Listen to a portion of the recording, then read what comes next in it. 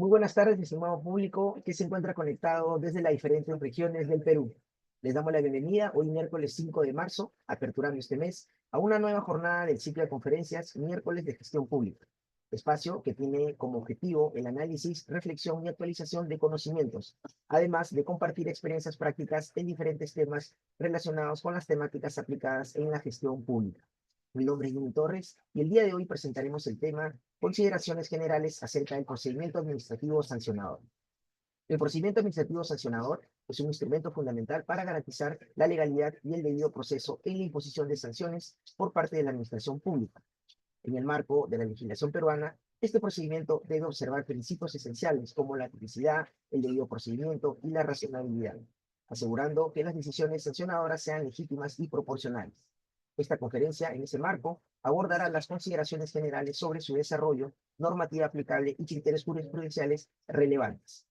Para el desarrollo de la presente sesión, hemos tenido a bien convocar a un profesional especialista en la materia abordada. Por ello, me complace darle la bienvenida al doctor Diego Méndez Vázquez, a quien agradecemos que haya aceptado gentilmente nuestra invitación. Deseo aprovechar un momento para extender un cordial saludo a todos ustedes de parte de la directora general del Centro de Estudios en Justicia y Derechos Humanos, la doctora Jimena Pinto Lafuente. En relación a la ponencia, he de mencionarles que nuestro expositor invitado contará con 70 minutos para desarrollar su presentación y posterior a ello se abrirá un espacio para la realización de preguntas, las cuales pueden efectuarlas a través de la ventana de preguntas y respuestas. Presentamos entonces a nuestro expositor. El doctor Méndez es abogado y máster en Derecho Administrativo por la Universidad de Piura. Cuenta con una especialización en regulación y competencia por la Universidad de Valladolid en España. Se ha desempeñado como asesor normativo en diversas entidades públicas, como Ministerio de Educación, Ministerio de Economía y Finanzas, Ministerio de Justicia y Derechos Humanos, Ministerio de Cultura, entre otros. Actualmente es profesor de Derecho Administrativo en pre y posgrado en la Universidad San Ignacio de Loyola y asesor particular senior. Bienvenido a los miércoles de gestión pública, estimado doctor Méndez. Buenas tardes. Buenas tardes, Jimmy. Buenas tardes con todos los asistentes. En primer lugar, agradecerte por la invitación y a hacer extensivo ese agradecimiento a la directora del Centro de Estudios en Justicia y Derechos Humanos del MINJUS. Em, Doy la bienvenida a los asistentes y felicito también esta iniciativa, ¿no? De parte del Ministerio de poder acercar las necesarias reflexiones sobre las materias diversas del derecho a todas las personas, ¿no? Voy a empezar con la exposición del tema que me toca. Comparto mi pantalla en un segundo. Sí se ve, ¿no? Me confirmas, por favor. Sí, doctor, excelente. Ya, muy bien. Gracias, muchas gracias, Jimmy, nuevamente. Estaré atento a las preguntas al finalizar la ponencia y vamos empezando. Eh, Cuando Jimmy me conversó sobre el tema que íbamos a tratar, es decir, el procedimiento administrativo sancionador en sus consideraciones generales, em, quise, digamos, apuntalar esta sesión de manera reflexiva para entender, entre otras cosas, por qué, más allá de lo obvio, se hace necesaria la existencia de un procedimiento administrativo para imponer una sanción y que nos lleva también a la pregunta de ¿para qué existe el procedimiento administrativo general? Em, Muy bien hacía la reflexión Jimmy al empezar esta ponencia, de que el procedimiento administrativo es un instrumento que sirve para legitimar decisiones de la administración pública. Si es que yo hago un sondeo ahora, es por un tema de costumbre, de cultura que nosotros tenemos y pregunto qué es el procedimiento administrativo, la respuesta usual y que suelo recibir en clases tiene que ver con el conjunto de pasos, actos, trámites, diligencias para llegar a un acto administrativo y si estamos hablando de una sanción, para llegar a una sanción administrativa, para llegar a un archivo, o sea, una determinación de no responsabilidad. Pero claro, como ustedes sabrán, las normas no están hechas para generar doctrinas, inspiran doctrina, pero no son doctrina. Y pienso que el procedimiento administrativo, si se entiende en su complejidad, es mucho más rico que ese conjunto de pasos que menciona la ley. Em, Hay que ver necesariamente al hablar de procedimiento para qué existe, cuál es su estructura, digamos, cuál es la razón de ser. y eso permite darle consistencia, a fin de cuentas, a cualquier interpretación que ustedes pueden hacer, por lo menos desde la ley del procedimiento administrativo general. Hago mención de eso porque en esta exposición me voy a referir exclusivamente al procedimiento sancionador administrativo, tal cual está en la ley del procedimiento administrativo general. No entro a temas de disciplinarios que tienen su propia particularidad, aunque pienso que la LPAG es una norma que se puede aplicar de manera supletoria, y tampoco a los procedimientos sancionadores especiales de los distintos sectores regulados, ¿no? Que existen y que siempre habrá que mirarlos antes que la misma ley del procedimiento. ¿Ok? Hago esa breve acotación. Pero vamos con lo primero, ¿no? ¿Cuál es la trascendencia del tema? ¿Por qué es importante preguntarnos para qué existe o para qué sirve el procedimiento administrativo? En un artículo de una revista, de un compendio de la Universidad Externado, leí o revisé esta cita que se hace a una sentencia de Inglaterra de hace mucho tiempo, del año 1863, del caso Cooper versus Wandsworth Board of Works, y que básicamente tiene que ver con un caso, si bien es cierto, de origen anglosajón, en la cual un propietario llamado Cooper comenzó a construir una casa en esta localidad sin notificar previamente a la autoridad, ¿no? Existía en ese entonces una autoridad que daba permiso para poder construir o hacer cualquier edificación, como ahora mismo nosotros vamos y le pedimos permiso o licencia de edificación a las municipalidades, tal cual. Antes de construir, pido permiso. ¿Qué pasó? Que este señor construyó directamente sin pedir permiso. Al enterarse la autoridad local, el Board of Works, sin darle ningún aviso, directamente fue y demolió la casa, ¿no? Es como si nosotros construimos una casa, nos olvidamos de pedir el permiso o simplemente no lo hacemos y de pronto llegamos, salimos a trabajar, llegamos y la casa está destruida, ¿no? Eso fue lo que pasó y este es un caso real. Esto fue llevado a los tribunales y más allá del resultado final, que seguramente lo van a inferir, la Corte señaló lo siguiente, ¿no? Frente a los hechos, haciendo una referencia bíblica, señaló: incluso Dios no dictó sentencia respecto de Adán, sino después de llamarle y proporcionarle la ocasión para que se defendiese. Adán, dijo Dios, ¿has comido la fruta del árbol prohibido? Bueno, para los que siguen por razones religiosas o históricas los textos de la Biblia, saben pues que Dios sabía que Adán había comido la fruta del árbol prohibido, pero aún así le preguntó y le dio la oportunidad de defenderse. ¿Qué hizo con eso la Corte? Resaltar que pese a la evidencia de los hechos, había que darle la oportunidad al procesado para que se pueda defender. Esta lógica, que en el caso del ordenamiento jurídico peruano, así como en otros, la podemos recopilar del derecho penal, por ejemplo, y que está incluso también en nuestra Constitución, como lo vamos a ver, es aplicable al derecho administrativo sancionador, pues que de alguna manera es una manifestación más de este famoso jus puniendi del Estado o de esta facultad que tiene el Estado para imponer sanciones a quienes infrinjan determinadas conductas. En esa medida, el contenido de esta ponencia va a girar sobre estos tres ejes, que son consideraciones generales del procedimiento. Plantearé algunas cuestiones que son un tanto discutibles. No he venido eventualmente a contarles la ley del procedimiento administrativo, porque todos la podemos leer. Eh, Mi idea ha sido tratar aquellos puntos, es tratar aquellos puntos que pienso que pueden generar un aporte al al finalizar esta sesión. Entonces, son tres aspectos principales que voy a abordar. El primero de ellos, la finalidad del procedimiento. El segundo, la estructura del procedimiento, que si bien es algo bastante normativo, tiene algún propósito detrás y que está bien, digamos, para poder ubicarnos en las particularidades del procedimiento sancionador. Y finalmente, cómo se desarrolla la actividad probatoria en este procedimiento. La pregunta de entrada es saber por qué existe el procedimiento administrativo sancionador. No valen aquí las respuestas porque la ley lo dice, porque la Constitución lo dice. Eh, el hecho de que seamos necesariamente procesados antes de ser condenados o para efectos de determinar responsabilidad, proviene incluso de el derecho fundamental que tiene toda persona al debido proceso, ¿no?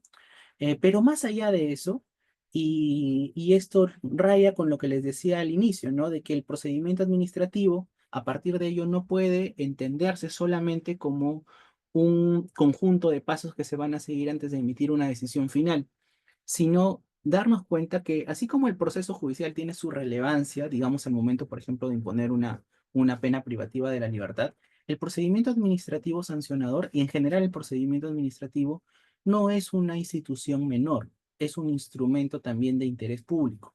Claro, afirmar esto para el procedimiento sancionador es bastante sencillo en tanto que pues, se trata de una decisión de oficio. Sin embargo, incluso en procedimientos de parte podemos encontrar que hay un fin público detrás de todo procedimiento administrativo.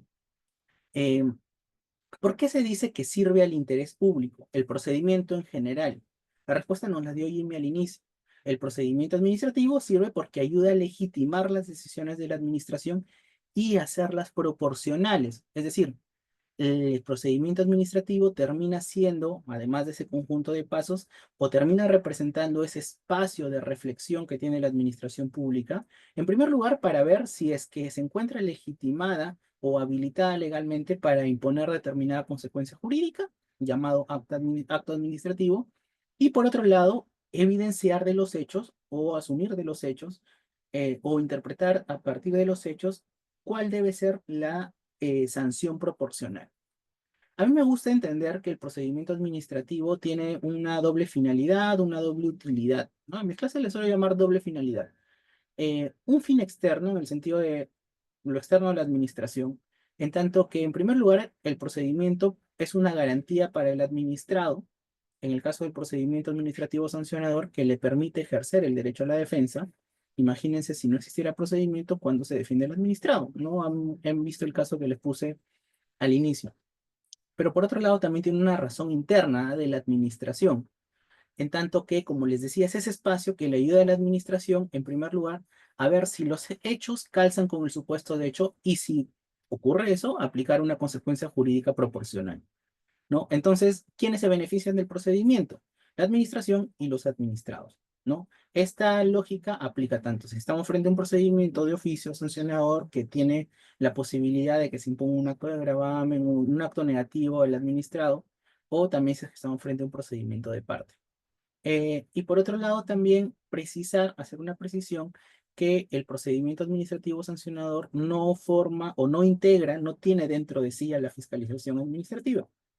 Fiscalización, el proceso de fiscalización, la actividad de fiscalización, como dice la ley, eh, es una actividad, valga la redundancia, previa al inicio del procedimiento administrativo sancionador, en el que se investiga y se determina si es que eh, los administrados han cometido, han infringido o no han infringido una norma en general. El procedimiento sancionador ayuda a determinar si es que se ha configurado una infracción administrativa, que no es lo mismo que infringir cualquier norma. No toda infracción normativa es una infracción administrativa, ¿no? Los tipos infractores, digamos, son mucho más acotados. Continuamos con eso. ¿Cuál es el fundamento constitucional del procedimiento administrativo? En primer lugar, lo que les comentaba hace un rato, ¿no? En el artículo 139 de la Constitución se señala que es principio y derecho de la función jurisdiccional a no ser penado sin proceso judicial. Vale decir que si bien es cierto, la mayor referencia que tenemos de esto se encuentra vinculada con el derecho penal, em, al ser, como digo, hijos de la misma madre del jus puniendi, el derecho penal y el derecho administrativo sancionador pueden intercambiar principios y por tanto esta es una de esas manifestaciones, ¿no? La exigencia del proceso previo a la determinación de una sanción es un mandato constitucional. En diversa jurisprudencia, el Tribunal Constitucional ha desarrollado pues este tronco común que tienen el derecho sancionador administrativo y el derecho penal, de manera que adaptándose a su concreta naturaleza, los principios, jurisprudencia, el bloque de constitucionalidad del derecho penal es aplicable al derecho administrativo sancionador. Y por otro lado, también está en el famoso tubo de la ley del procedimiento administrativo general, ¿no? Dice la norma en ese artículo 248, inciso 2, que no se pueden imponer sanciones sin que se haya tramitado el procedimiento respectivo, ¿no? O sea, es una concreción del mandato constitucional. Ahora bien, ¿cómo se estructura el procedimiento administrativo sancionador? Para todo esto hay que tener en cuenta que, de acuerdo a la ley del procedimiento administrativo, todo procedimiento, incluso si no es sancionador, tiene dos digamos, momentos, ¿no? Dos momentos, no quisiera llamarlo fases, pero digamos que son dos momentos, la instrucción y la resolución. La instrucción comprende aquellas actividades para recabar información, recabar pruebas, etcétera, que van a servir para la decisión final, y la etapa resolutiva o momento resolutivo es aquel en el que se va a decidir sobre el fondo del asunto, ¿no?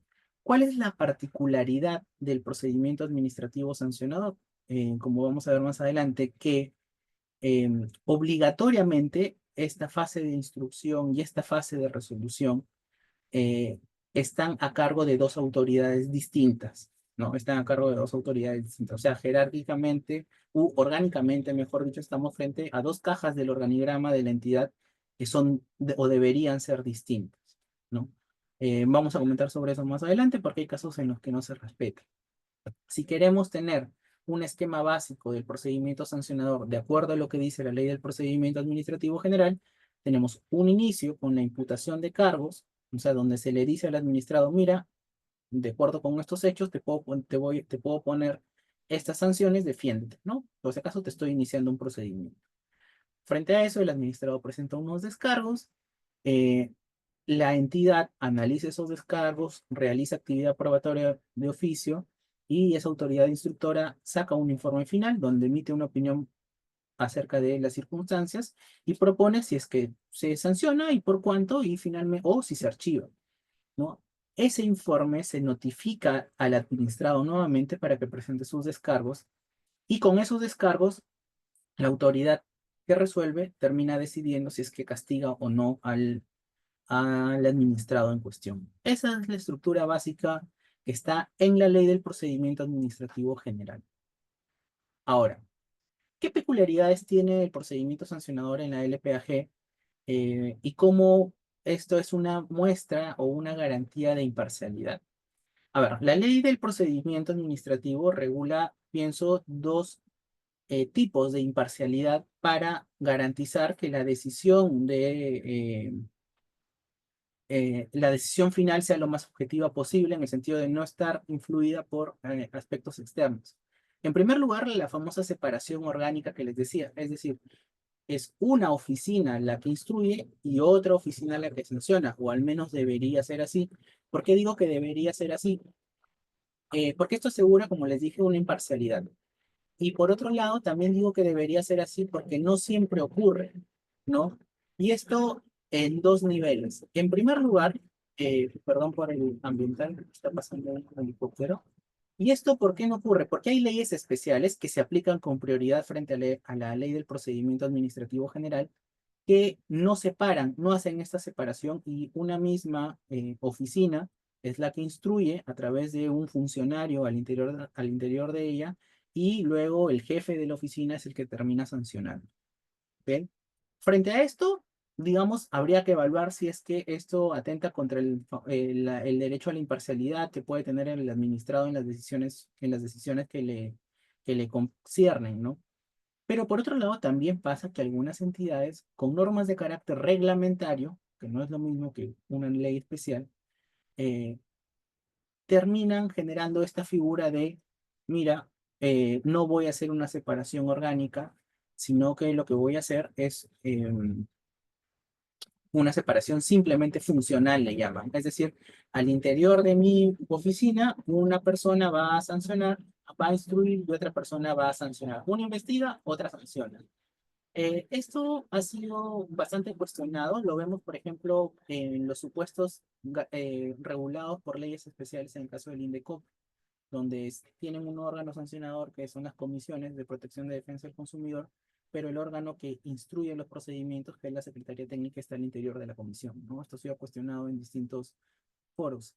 Eh, a nivel legal también, si no estoy recordando mal, el Ministerio de Cultura, cuando supervisa el otorgamiento de estímulos en materia de cine, creo, está establecido por ley que sea una misma autoridad la que fiscalice y sancione si es que hay un incumplimiento con los estímulos otorgados.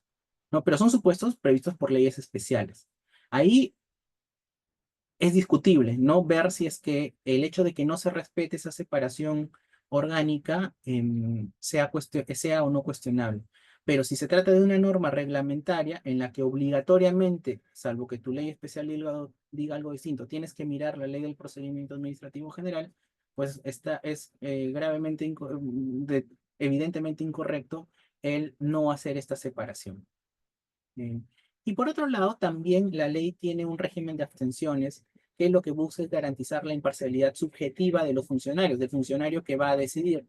Esto está recogido en la misma ley, en la parte general, y contempla una serie de supuestos según los cuales el funcionario encargado de resolver no es, puede abstenerse de hacerlo, ¿no? Puede abstenerse de hacerlo y que quien resuelva sea un funcionario, por ejemplo, del mismo rango, un funcionario distinto. Estos dos criterios, si bien es cierto, parecen bastante obvios y los comentamos todos los días, son de una utilidad importante, son de una alta utilidad.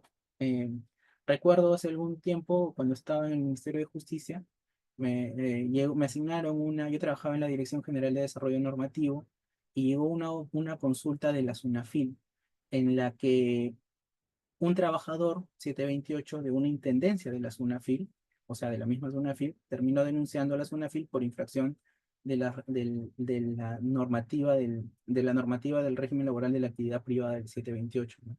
Y SUNAFIL consultó si es que se podía fiscalizar a sí misma y se podía sancionar a sí misma, ¿no? O tramitar un procedimiento administrativo sancionador contra sí mismo, ¿no? Cuando, si se dan cuenta, esto no es un supuesto que esté contemplado en ley. Al contrario, lo que dice en la ley es que las competencias son de ejercicio obligatorio. ¿A dónde acudimos para poder garantizar que la decisión sea lo más objetiva posible pese a las circunstancias? A esta separación orgánica o al régimen de abstención. Por ejemplo, la misma intendencia no se iba a revisar a sí misma o a instruir el procedimiento a sí misma, sino que tenía que trasladarse a otra de igual rango para que haga la instrucción, para que haga la decisión de sancionar o no sancionar. Entonces, son importantes para casos como este, que casi son de libro, tenerlas bien claras. ¿Ok? Ahora, vamos con el inicio del procedimiento administrativo sancionador, de acuerdo a las etapas que hemos visto, ¿no?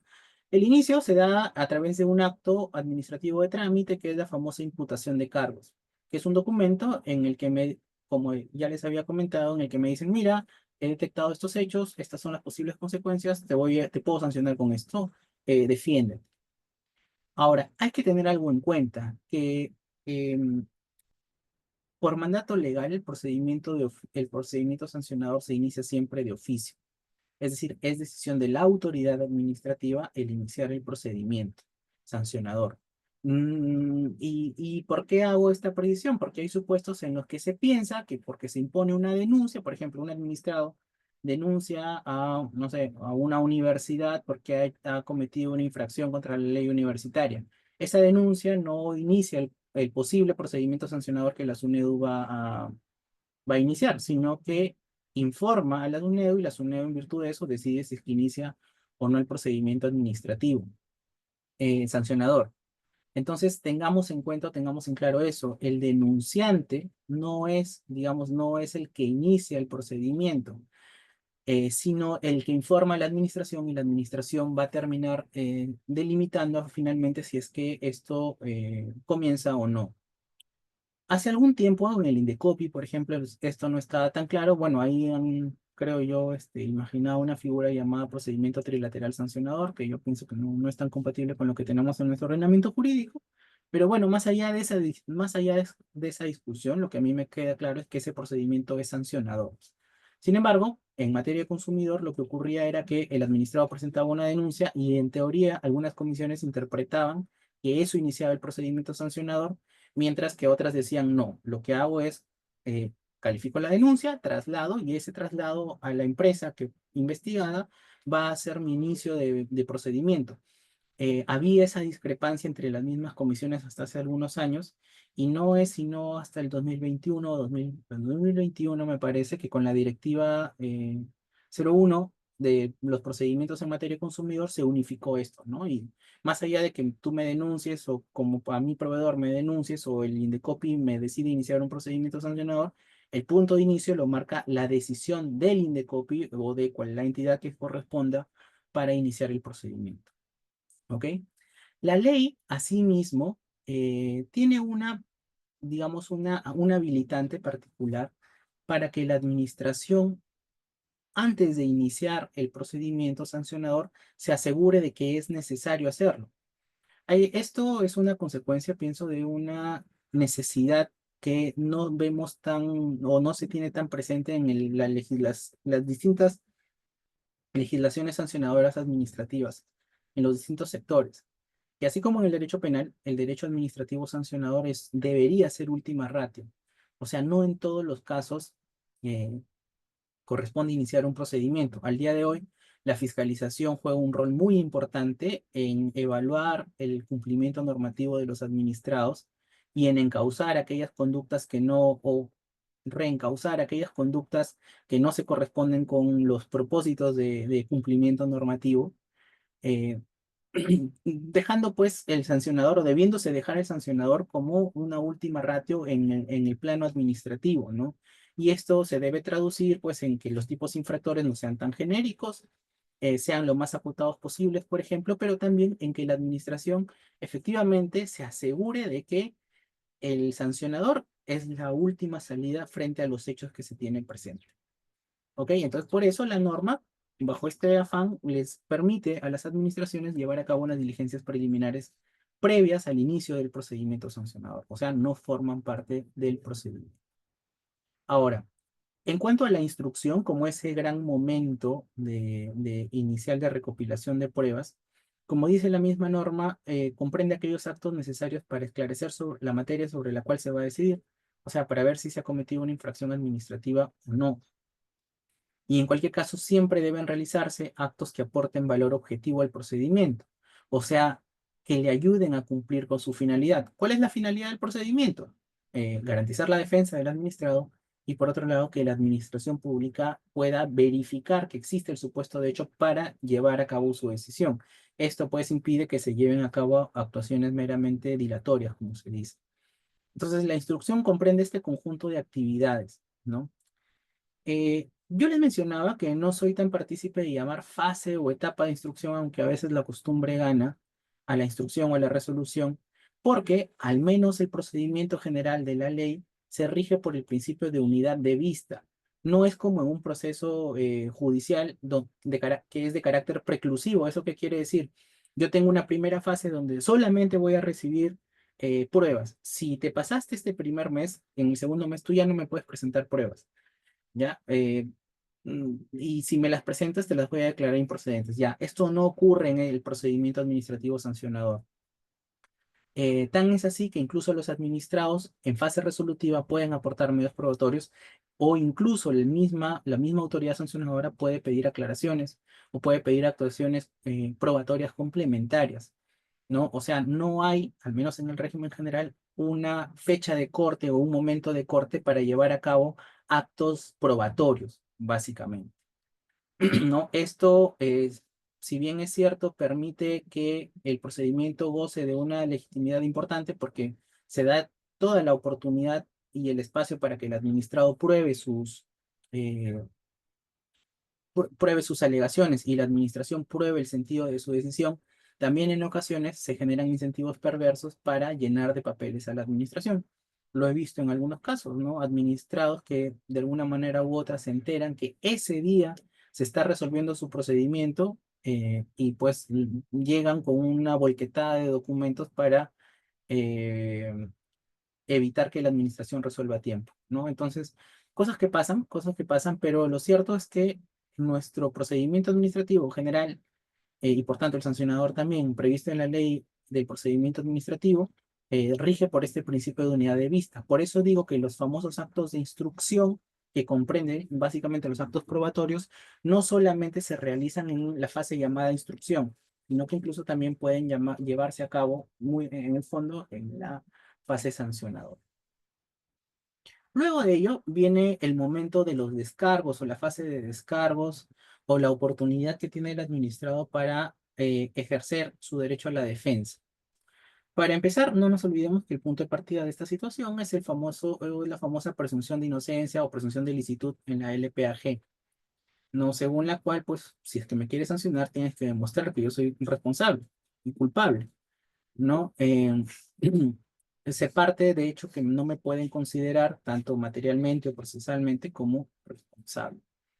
Ahora, recuerdo alguna vez que en una charla escuché que los administrados, por ejemplo, podrían tomar como opción de defensa el decir, ¿sabes qué? Yo no me voy a defender, hago uso de mi derecho al silencio, como he visto algunas autoridades que lo hacen, y no digo nada, ¿no? Y que la administración pruebe finalmente, porque la carga de la prueba la tiene la administración, a mí me cuida y me blinda la presunción de inocencia. Sin embargo, pues los procedimientos administrativos ya suelen ser un poco más dinámicos. De hecho, en algún precedente vinculante de SUNAFIL se ha dado muestra de esto y dicen pues que la presunción de inocencia o de licitud no es una premisa absoluta, no es una presunción juristante, admite prueba en contrario. Entonces, si yo como administrado que me están investigando voy viendo que a lo largo del procedimiento la administración está recopilando pruebas que determinan que yo soy responsable, simplemente no me puedo quedar ahí inmóvil y escudarme en la presunción de inocencia, ¿no? Sino también defenderme. Entonces, no es una buena estrategia el simplemente decir, por si acaso, a mí me cuida y me bendice la presunción de inocencia, porque no es así. No siempre estratégicamente es bueno defenderse, ¿no? Aportando medios probatorios, evidentemente.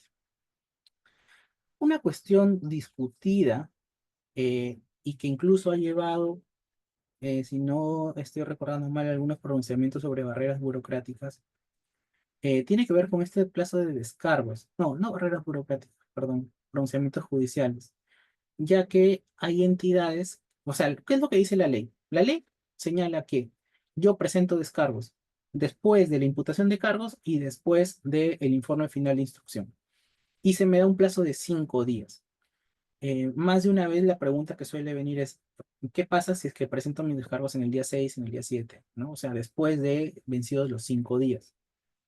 La administración puede rechazarlos. Hay administraciones que han rechazado eso y sus decisiones se han terminado anulando porque han infringido el derecho a la defensa, el debido procedimiento. Y esto debe llevarnos a repensar si es que en realidad ese plazo de 5 días hábiles tiene como destinatario al administrado. Es verdad, la ley del procedimiento administrativo dice que los plazos vinculan por igual y son obligatorios a la administración y a los administrados, pero cabe hacer matices, ¿no? Y cabe interpretar la norma armónicamente. ¿En qué sentido? No vale asumir que existe una preclusión, o sea, una imposibilidad posterior de presentar unos descargos aquí, cuando la norma me dice que el procedimiento se rige por el principio de unidad de vista, ¿no? Entonces la pregunta del millón es, ya, ¿qué pasa si los presento luego? Hay colegas que son más ingeniosos y no presentan un escrito de descargos, sino, y para evitarse también administraciones o autoridades administrativas que son muy cuadriculadas y literales, presentan un escrito de alegatos complementarios, ¿no? Que en realidad a veces terminan siendo nuevos descargos. Eh, pero bueno, ¿qué pasa si presento un escrito que dice descargos? ¿Me los pueden rechazar o no me los pueden rechazar? Yo pienso que no. Yo pienso que no y que en realidad ese plazo de 5 días, más que estar pensado en la administración, en el administrado, vincula a la administración. ¿Y en qué medida vincula a la administración? Lo voy a poner situándonos en el procedimiento. Me hacen una imputación de cargos eh, y me dan 5 días para descargar. Lo que no podría pasar es que la administración en el día 3 saque su informe final de instrucción. Tiene que esperarme esos 5 días. Lo mismo luego del informe final de instrucción. ¿Qué pasa si la administración, después que me han notificado y estoy en el tercer día de notificación, saca su decisión final? La decisión final va a tener una causal de nulidad por infracción al debido procedimiento. Entonces, dadas estas circunstancias, pienso que el plazo es un limitante para la administración para que realice el acto procesal siguiente o o emita su acto final. Si es que es al momento de los descargos, tiene que esperar sí o sí esos 5 días para poder hacer su acto siguiente. Si finalmente en el plazo de 5 días el administrado no hace uso de su derecho a la defensa y no presenta descargos, bueno, la administración con total razón va a poder y de manera legítima va a poder sacar su informe final de instrucción o sacar su acto final sin ningún problema. Pero si lo hace antes de esos 5 días, sí hay una afectación al debido proceso. Es el margen que se ha establecido legalmente, ¿no? El plazo de los 5 días. Entonces, en suma, me parece que pese a que la ley no haga una referencia expresa al respecto, que este plazo de descargos está pensado más en la administración, vinculando más a la administración que al administrado.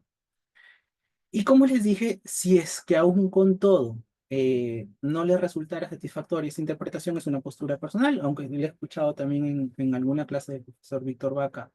eh, Finalmente, por el principio de unidad de vista, los administrados tienen la facultad de presentar alegatos, ¿no? De presentar información complementaria, y la administración tiene la obligación de pronunciarse sobre todas y cada una de las cuestiones que hayan presentado los administrados, ¿no? Si no, el acto va a tener también alguna infracción o algún vicio que puede, viendo, que puede afectar su validez, ¿no? Yo hago esto porque hay ocasiones, lo he visto en el sector transporte, que algunos administrados lo que hacen es presentan sus descargos y luego presentan un escrito de alegatos y otro escrito, pero todos dicen lo mismo, ¿no? Entonces, a veces por carga a la autoridad administrativa se le puede pasar evaluar uno de esos tantos escritos posteriores que dicen lo mismo, y eso lo usan como excusa para pedir nulidad, ¿no? En realidad, un descargo no evaluado debe tener la posibilidad de cambiar el sentido de la decisión final, o cualquier escrito posterior. Si ese escrito posterior pues no cambia la figura y dice lo mismo que el escrito que ya presenté antes, no le aporta ningún valor objetivo al procedimiento, que es lo que pide la ley. Por tanto, pues no afecta la validez de la decisión final. Digo esto porque lo he visto varias veces, ¿no? En que se presentan escritos repetidos y se le pasó a la autoridad evaluar uno, nulidad. No, eso no funciona así. Por otro lado, el informe final de instrucción. Una vez que el administrado ha presentado sus primeros descargos, la autoridad instructora emite un informe. Que el informe es un acto que contiene un juicio a partir de cómo entiende el instructor que se han dado los hechos y cuál es el sentido que debería tomar eh, el procedimiento, ¿no? Sanción o archivo, básicamente. Debe emitirse después de esos primeros 5 días para descargos y se dirige al órgano sancionador. No se olviden que en un procedimiento sancionador, en los términos de la LPAG, hay una separación orgánica entre quien instruye y quien resuelve. Por tanto, se traslada el informe al órgano sancionador. Y bueno, posteriormente, como dice la norma, se notifica para descargos, ¿no? Eso es lo que dice la ley. Ahora, eh, alguna cuestión aquí también que ha sido que es bastante discutida, que tenemos excepciones a nivel legal, a nivel reglamentario, y un pronunciamiento judicial interesante, ¿no? Como ya les dije, de acuerdo a la estructura general del procedimiento, hay dos oportunidades de descargo, pero eso está en la ley del procedimiento administrativo general. Sin embargo, existen marcos normativos en los cuales no hay necesariamente esas dos opciones para descargar. La primera siempre está, después de la imputación de cargos. Pero en la segunda existen algunas normas especiales, como por ejemplo las ordenanzas municipales que regulan procedimientos sancionadores, que son normas con rango de ley, las ordenanzas municipales, que señalan que no se notifica el informe final de instrucción cuando pues no se haya realizado alguna actividad probatoria adicional luego de los descargos, o cuando la infracción haya sido eh, detectada en flagrancia, ¿no? La ley del procedimiento administrativo general no dice nada de eso. Dice que se notifica el informe final de instrucción. Pero claro, no nos olvidemos que si yo tengo una ley como la LPAG y a una ordenanza municipal, estoy frente a dos normas con rango de ley, pese a que haya un sector importante que diga lo contrario, que la LPAG está por encima que la ordenanza municipal. Yo no pienso igual, no es una cuestión de jerarquía, es una cuestión de especialidad, como el mismo Tribunal Constitucional lo ha dicho en el año 2000, 2004.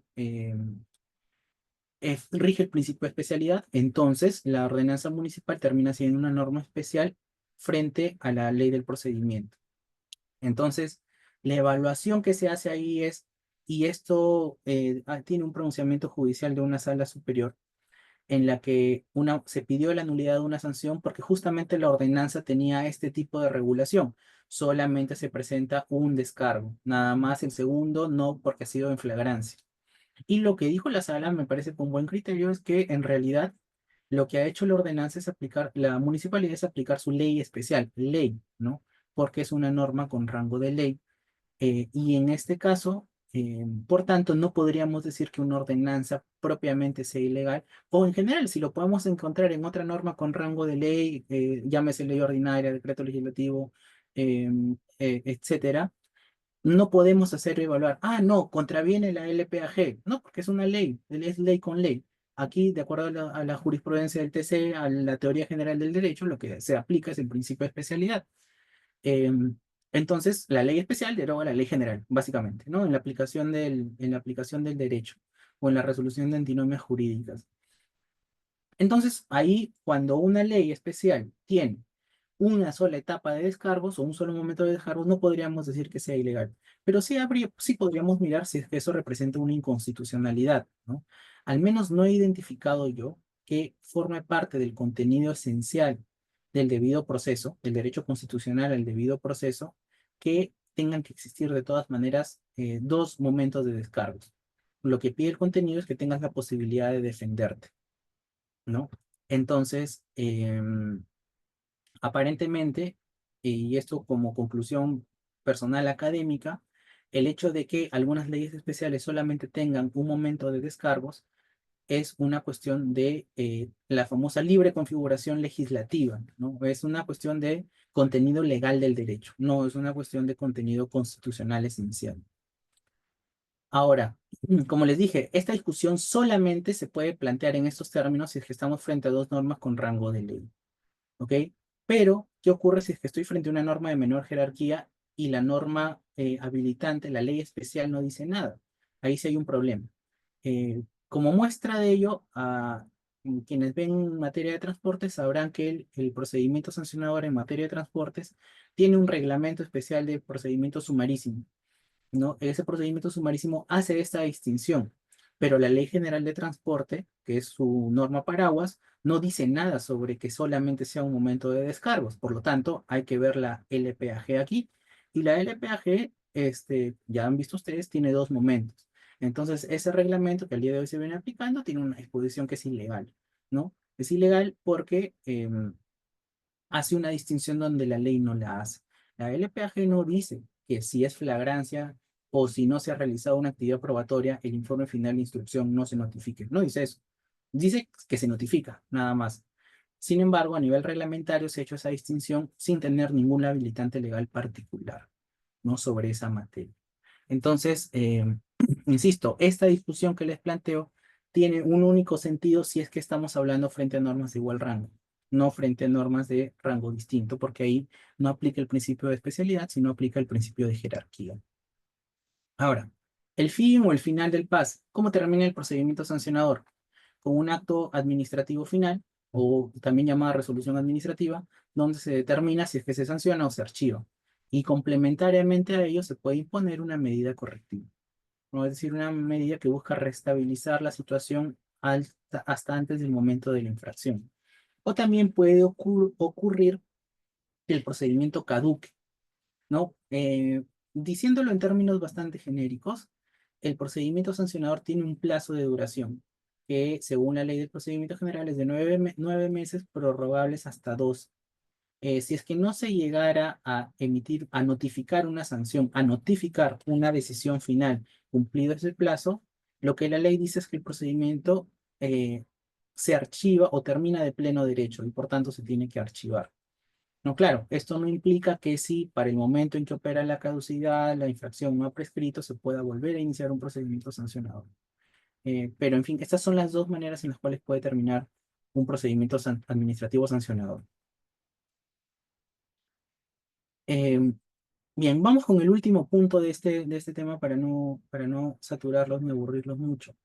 Tiene que ver con la actividad probatoria en el procedimiento sancionador, que, como les digo, idealmente se produce normalmente en la etapa de instrucción, aunque puede llevarse a cabo también en la fase resolutiva. Pero hablar de la actividad probatoria de la administración, eh, ¿cómo decirlo? No es simplemente quedarnos en la idea, sí, esto me estoy refiriendo a los medios probatorios. No, no, no es eso, es cómo es que la administración llega a la convicción de su decisión. Y para esto no está mal hacer una pequeña, un pequeño recordaris, como se dice, a la teoría general del derecho administrativo, ¿no? ¿Cuándo se dicta el acto administrativo? De acuerdo al profesor José Carlos Laguna, en su libro de Derecho Administrativo Económico, el acto administrativo solo puede ser dictado en presencia del supuesto de hecho previsto en la norma para conseguir los fines que éste pretende con un contenido adecuado para alcanzarlos. Quizá esto, esta expresión condensa un par de años de estudios de derecho administrativo, ¿no? Es verdad, el acto administrativo se dicta si se ha identificado el supuesto de hecho. No olvidemos que la administración pública está sometida al principio de legalidad. Ello quiere decir que hace aquello que la norma le dice, sin perjuicio pues de los espacios de discrecionalidad que la ley misma le atribuye. Pero en todo caso, si es que va a decidir que sanciona o no, o si va a decidir si me otorga un permiso o no, o si va a decidir si es propia o no, tiene que basarse en ver si es que los hechos que tiene enfrente eh, calzan en el supuesto de hecho que le habilita a imponer la consecuencia jurídica, ¿no? Entonces, si nos damos cuenta, a diferencia de los procesos judiciales, en donde, por ejemplo, en un proceso civil, ¿no? La actividad probatoria pertenece a las partes son las que aprueban, son las que se encargan de aportar medios probatorios, y el juez ve quién tiene razón, ¿no? Básicamente en eso consiste. Sin embargo, en un procedimiento administrativo, no necesariamente sancionador, en cualquiera, tiene una lógica distinta, porque es la administración la interesada o la obligada a encontrar el supuesto de hecho de la norma, porque el ejercicio de su competencia es de carácter obligatorio. Entonces, básicamente, hablar de actividad probatoria en el procedimiento administrativo es hablar de encontrar ese supuesto de hecho, el hecho generador o también llamado causa en la teoría del derecho administrativo. No, el profesor Guillermo Chan, en un artículo sobre el procedimiento administrativo, señala que la actividad probatoria está destinada a comprobar la causa del acto, el por qué se está dictando ese acto administrativo. Em, si se dan cuenta, es la propia administración la que se está generando la convicción de decidir en tal o cual sentido, lo cual no excluye, bueno, y esto nos ayuda a entender por qué la ley del procedimiento administrativo señala pues que la actividad probatoria es de cargo de la administración y se rige por el principio de impulso de oficio, porque es la administración la principal interesada en que el procedimiento cumpla con su finalidad. Ahora, ¿qué pasa? Y esto no excluye la participación del administrado, o sea, el administrado puede, a través de sus descargos o a través de medios probatorios complementarios, aportar las evidencias necesarias para que la administración decida si está o no está en el supuesto de hecho. ¿Qué se debe probar entonces? ¿O qué prueba la administración? Básicamente ver si es que hay una infracción administrativa. Ya les dije, no es una buena estrategia de defensa escudarse en la presunción de inocencia o presunción de licitud. Pero la administración lo que va a buscar es identificar si es que está o no frente a una conducta típica, antijurídica o culpable, que es la noción tradicional que se tiene de delito, pero que podemos extrapolarla sin ningún problema a la infracción administrativa, ¿no? ¿Esto qué implica? Que la administración pueda subsumir los hechos que han ocurrido con algún tipo infractor.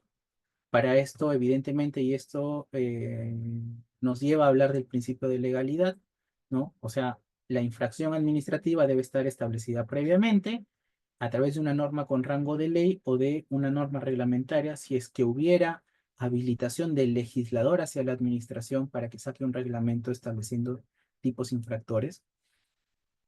Y además debe estar taxativamente delimitado, o sea, la conducta tiene que estar descrita de manera eh, precisa, ¿no? No caben tipos abiertos de infracciones administrativas como aquellos que dicen también es conducta infractora el incumplimiento de cualquier norma de cualquier obligación en esta ley, ¿no? Como algunos cuerpos normativos lo tienen. Eso es una mala tipificación, por ejemplo. Pero bueno, la administración lo que tiene que hacer es subsumir los hechos en la ley, ¿no? Y ver si es que el supuesto de hecho de la ley calza, ¿no?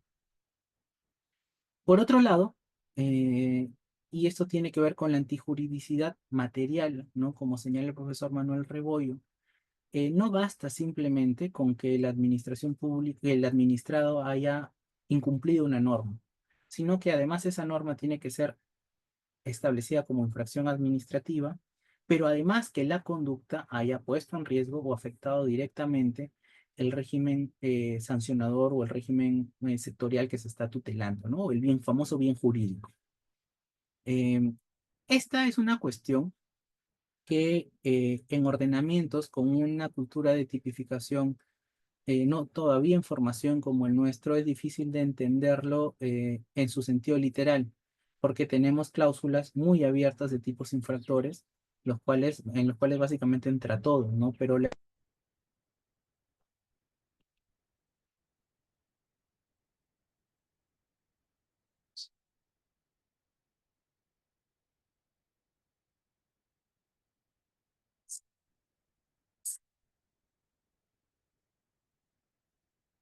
se pueda entender, que esta lesividad se puede entender con tipos infractores correctamente conformados. O sea, que no cualquier cosa sea infracción, sino las conductas más graves sean consideradas como infracción.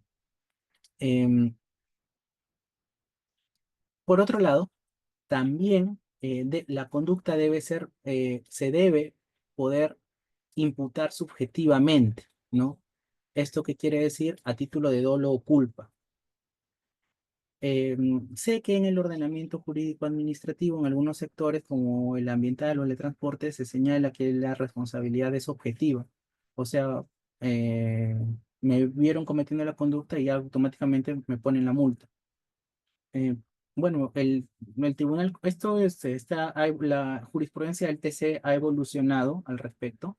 Inicialmente estaba proscrita totalmente la responsabilidad objetiva. Al día de hoy, de alguna manera se tolera, pero pienso finalmente que la discusión no es tan, eh, o digamos, los regímenes de responsabilidad objetiva no son 100% objetivos porque por ejemplo, en transportes o ambiente, si es que he infringido, igual puedo demostrar que he incurrido o que tengo o que me amparo en un eximente o atenuante de responsabilidad, ¿no? Los cuales en ocasiones terminan evaluando la responsabilidad subjetiva del administrado infractor, ¿no?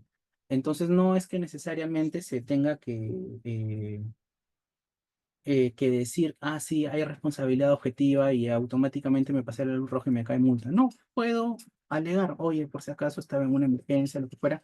De ahí a que la administración lo ampare, no sabemos, pero al menos legalmente las mismas leyes contemplan supuestos en los cuales me puedo exonerar de responsabilidad por más objetiva que ésta eh, se entienda.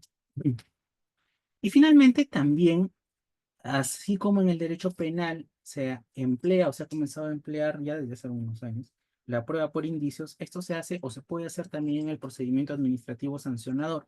De hecho, el INDECOPI lo hace mucho, ¿no? Como ustedes sabrán, un indicio es un hecho conocido eh, que no prueba directamente la infracción de la conducta, sino hechos vinculados con la misma, ¿no? Entonces, esto se ha usado, por ejemplo, en el Indecopi para detectar cárteles que concentran precios, ¿no? Si bien es cierto, no tienen pruebas de exactamente el momento en que las empresas se ponen de acuerdo para vender a un mismo precio el papel higiénico, tienen correos en los cuales hablan de los márgenes, tienen correos que evidencian reuniones, etcétera, y todos esos indicios dan como única posibilidad o son una explicación lógica para entender que detrás de eso ha habido una comisión de una infracción administrativa. No, el Indecopi para sustentar esto, por ejemplo, no señala que hay una habilitación expresa que le diga puedes usar pruebas por indicios, sino básicamente se basa en la actividad probatoria de oficio que tienen, ¿no? O sea, la administración puede llevar a cabo todas las actividades probatorias para poder comprobar la veracidad de los hechos, incluso se basan también en el principio de verdad material. Pero bueno, se emplea principalmente ahí y por la complejidad de los casos. Eh, pero pienso naturalmente pues que como toda actividad probatoria, como toda actividad de la administración necesita resguardar un equilibrio coherente entre las garantías que tienen los administrados y también el cumplimiento de la legalidad por parte de la administración. Y bueno, les agradezco por su atención, espero no haber corrido mucho y quedo atento con las preguntas. Nuevamente, gracias por la invitación. Doctor Méndez, muchísimas gracias por su ponencia. Sí, efectivamente, tenemos algunas consultas por parte del público. Algunas, bueno, son básicas, pero igual se las voy a trasladar para poder absorber las interrogantes del público que nos acompaña el día de hoy, que bueno, es un total de 1000 personas en esta sala esta tarde. Nos preguntan, ¿qué efectos produce el silencio administrativo en el paro? Bueno, el silencio administrativo solamente está contemplado para procedimientos de evaluación previa, ¿no? Procedimientos de parte. El procedimiento sancionador es un procedimiento de oficio. Entonces ahí no aplica el régimen de silencios. La única forma en la cual se puede vincular un sancionador con el régimen de silencios es en la etapa recursiva, ¿no? Que ya es un nuevo procedimiento y que si es que frente a una sanción administrativa yo pongo un recurso administrativo y no me responden en plazo, aplica el silencio administrativo negativo. Pero no es que aplique el silencio al procedimiento sancionador, sino que aplica el procedimiento recursivo. De acuerdo, doctor. Em, Preguntan, cuando se inicia un proceso sancionador, ¿el órgano de control puede ver la misma denuncia? Eh, En teoría, no entiendo muy bien el contexto de la pregunta. Si están hablando de un procedimiento sancionador de Contraloría, porque hablan de órgano de control. El órgano de En control. general, Ujú. si es que estamos frente a una denuncia administrativa, eh, claro, o sea, la autoridad que decide iniciar el procedimiento puede tomarla en cuenta para decir, oye, me ha llegado esta información, esto es un medio probatorio para mí, pero yo estoy decidiendo iniciar el procedimiento. De acuerdo. A ver, esta consulta es, mm, ¿es válido que dos unidades orgánicas de un mismo órgano de línea actúen como un órgano instructor y la otra como órgano sancionador, y el órgano de línea como el encargado de resolver las apelaciones eh, del mencionado órgano de línea, siendo que que se han establecido en el ROF de la entidad dichas funciones para las precitadas oficinas? Si son dos, de la pregunta entendí que estamos frente a dos unidades orgánicas distintas, que son ambas direcciones de línea. No hay Ujú. problema. Lo que pide la norma es que sean distintas. Incluso hay una opinión, en este caso de Sunafil que les comentaba, se delimitó que la separación que tiene que haber entre unidades orgánicas, entre autoridades administrativas, tiene que ser de carácter orgánico. Entonces, si están en el mismo nivel, digamos, en el mismo nivel de organización, yo pienso que no hay problema. Lo que sí me hace ruido es que la apelación la resuelva alguien del mismo nivel porque la apelación es un recurso, pues, de elevación, ¿no? O sea, la tendría que resolver el superior jerárquico. Pero es verdad que a veces podemos encontrar sorpresas en los ROF, ¿no? De acuerdo, doctor. Otra consulta que nos comparten es, en caso el investigado no presente sus descargos, ¿se puede asumir que ha aceptado tácitamente su responsabilidad o la presunción de inocencia subsiste? La presunción de inocencia subsiste hasta que se demuestre lo contrario. Si no se defiende, no significa que esté aceptando culpa, simplemente que no se ha defendido. Eso no excluye para nada que la administración tenga el deber de probar que la persona es responsable. Gracias, doctor. Otra consulta es, mm, ¿cuándo prescribe el procedimiento administrativo sancionador? Si no, si no, si no ha sido notificado la persona, ¿cómo es? Bueno, es un poco, no se entiende esta consulta. A ver, bueno, vamos a pasar a otra. A ver. mm,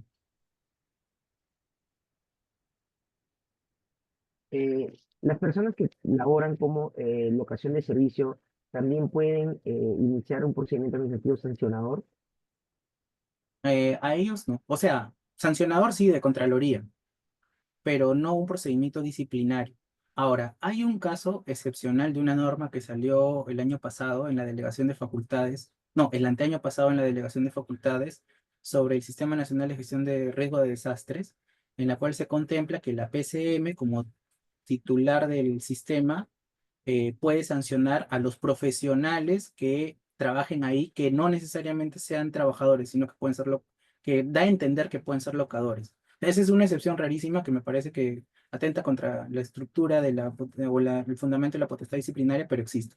Pero por regla general, a un locador no le puedo iniciar un disciplinario. Sí se le puede iniciar un sancionador de Contraloría. De acuerdo, doctor. Em,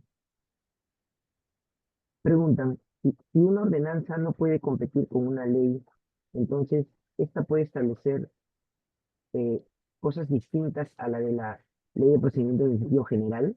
Por ejemplo, iniciar el PAS con el acta de fiscalización y en esta exigir el pago de una multa mucho antes de culminar el PAS aplicable a los hechos imputables de cargo.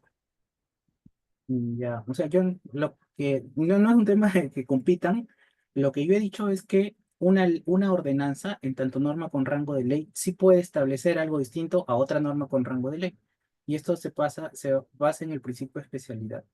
En todo caso, si yo quiero cuestionar esa ordenanza, el parámetro que uso para medirla no es la LPAG, sino la Constitución o en general el bloque de constitucionalidad que incluye la jurisprudencia del TC. Ahora, me parece que bien podría una ordenanza establecer, aunque es bastante raro, que como consecuencia de un acta de fiscalización se inicie un procedimiento sancionador, pero una ordenanza porque es norma con rango de ley. En transportes, el acta que ven a los fiscalizadores, por ejemplo, de transporte urbano, inicia el procedimiento sancionador, lo cual es bastante extraño. Creo que hay una habilitación ahí en la Ley General de Transporte, caso de ley especial. Y por otro lado, respecto a la segunda cuestión, no creo que se pueda cobrar una multa que todavía no se ha puesto porque ni siquiera sé de cuánto va, ¿no? Entonces, Ujú. sí, no, no me parece tan lógico. De acuerdo, doctor. Otra pregunta que nos realizan es, ¿existen situaciones que interrumpan el plazo de caducidad del procedimiento administrativo sancionador? No. O sea, la única, no que yo haya, o sea, que lo interrumpan en el sentido que lo corten podría ser una nulidad, pero de ahí no, o sea, la caducidad corre, digamos. Normalmente lo que hay son interrupciones y suspensiones, mejor dicho, pero del plazo de prescripción. Pero lo que prescribe no es el procedimiento, sino es la responsabilidad administrativa, o sea, el plazo que tiene la administración para procesarte, para iniciarte el procedimiento. De acuerdo. Nos preguntan también si existe responsabilidad en el funcionario que deja vencer el plazo para aperturar el procedimiento administrativo. Claro, es una negligencia en el ejercicio de funciones. ¿Ok? En, en el PAS, ¿se puede negar la oralidad del administrado o su defensa técnica y optar que que todo descargo y requerimiento sea por escrito? Eh, ¿Se puede negar que no entendí la primera parte? En el procedimiento administrativo sancionador, ¿se puede negar la oralidad del administrado o su defensa técnica y optar que todo descargo y requerimiento sea escrito? Mm. Digamos, en principio todo se presenta o sea, si yo quiero hacerle un requerimiento a la administración, lo debo presentar por escrito. Creo que es un requisito de los escritos que está en la misma ley del procedimiento, ¿no? Salvo que el administrador tenga alguna necesidad especial, y pienso que eso también se puede evaluar, ¿no? O sea, no en físico, medios virtuales, por ejemplo, ¿no? Mm, bueno, doctor. Eh, otra consulta que nos realizan es, una vez vencido el plazo para realizar las resoluciones, ¿cuánto tiempo tienen para notificar al administrado para que tome conocimiento o firme la recepción? El plazo para notificar son 5 días a partir de la fecha de emisión de la resolución, ¿no? Pero hay que tomar en cuenta que en el caso del procedimiento sancionador, el plazo máximo a partir del cual el procedimiento ya se entiende que ha caducado, no es un plazo para emitir resolución, es un plazo para notificar la resolución. Entonces yo puedo emitir mi resolución al noveno mes, pero si no le he notificado ya caducó mi procedimiento. De acuerdo. Nos preguntan también, doctor, si tiene usted alguna opinión respecto al pase por parte de Migraciones, en la que en 48 horas se decide la sanción. ¿Atenta, cree usted, contra el debido proceso? Ya. Sí me parece que no es un estándar de debido proceso el que se realice en 48 horas. Pero, a ver, no sé si es que ha sido un defecto de cómo se ha legislado o porque esto es fruto de un decreto legislativo. Pero, por ejemplo, en otros países he visto alguna sentencia del Tribunal Supremo Español en el cual el que se expulse a un migrante no es una sanción administrativa, sino es una medida correctiva en el marco de la fiscalización. Entonces, como que básicamente lo identifican y si ven que no cumple, no es que te esté sancionando, sino simplemente estoy regresando al estado que no debió ocurrir, ¿no? A través de una medida correctiva. En otros países se trata así. Me parece que esta imprecisión inicial ha llevado a que se piense en un procedimiento express de 48 horas, que en definitiva pues no cumple con un estándar, pienso, de debido procedimiento, sobre todo pues porque creo que no tiene acceso al abogado, no tiene acceso a poder llamar a poder salir, sino, mejor dicho, a poder salir, sino que lo tienen ahí detenido. Entonces, esa partecita puede hacer ruido, pero pienso que había otra alternativa como se ha explorado en otros países, ¿no? De acuerdo, doctor, gracias por la absolución de la consulta. Preguntan también, bueno, le agradecen la ponencia y preguntan si en un PAS puede recomendarse una sanción en base a presunciones sin tener un medio probatorio que establezca la responsabilidad en el denunciado. No, debe probarse necesariamente, ¿no? De acuerdo, doctor.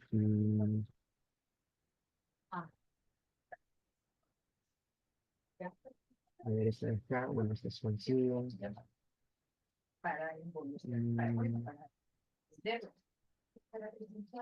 Mm, A ver, ¿en cuánto tiempo prescribe el PAS teniendo en cuenta que los plazos para los procedimientos en el órgano instructor es de 5 días y el órgano sancionador 15 días hábiles? Bueno, eso no es cierto. O sea, los procedimientos no prescriben. Los sancionadores, según el LPG, los procedimientos caducan y el plazo es de 9 meses.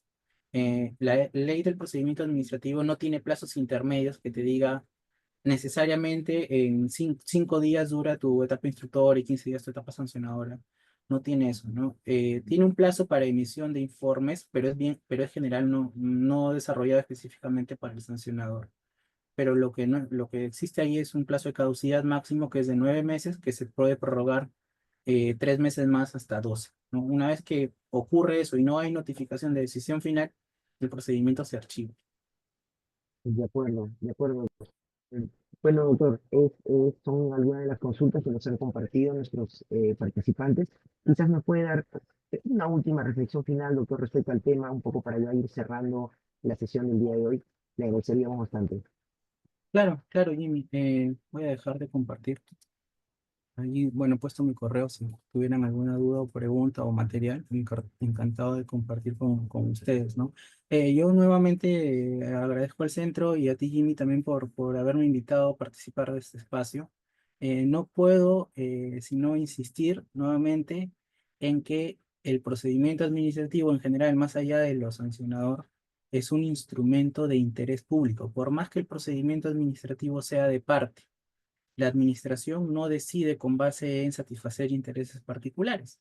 Si es que me va a dar una autorización, no está pensando en que esa autorización me va a beneficiar económicamente, sino busca compatibilizar mi actividad privada con el interés general. Y si me va a poner una sanción, la razón también es esa misma, es la respuesta que busca preservar el interés general. Entonces, hay un trasfondo detrás del procedimiento administrativo que necesita empezar a valorarse más y empezar a estudiarse desde ahí, ¿no? Desde la doctrina, los pronunciamientos jurisdiccionales y no simplemente con lo que la ley dice. La ley, ok, los abogados aplicamos la ley, es verdad, en el día a día, pero la ley se interpreta, ¿no? Y para esto sirve estudiar mucho la doctrina, y eso es lo que recomiendo porque me comentabas que hay varios estudiantes aquí de pregrado, estudiar mucha doctrina que desarrollen instituciones, no meros comentarios a la ley, manuales, no, estudios profundos de las instituciones para saber de dónde provienen, para saber cuál es su finalidad y a partir de ahí comenzar a explicarlas y también pues seguir fomentando espacios como este que permiten conversar sobre estas cuestiones que se hacen tan necesarias, ¿no? Entonces, los invito a seguir participando de los demás espacios del centro y sobre todo a estudiar mucho, que pienso que esa es la mejor forma en que podemos hacer respetar la profesión, ¿no? Y dar un mejor servicio, que finalmente los abogados y los funcionarios somos servidores, ¿no? Gracias. Muchísimas gracias, doctor Méndez, por su apoyo el día de hoy.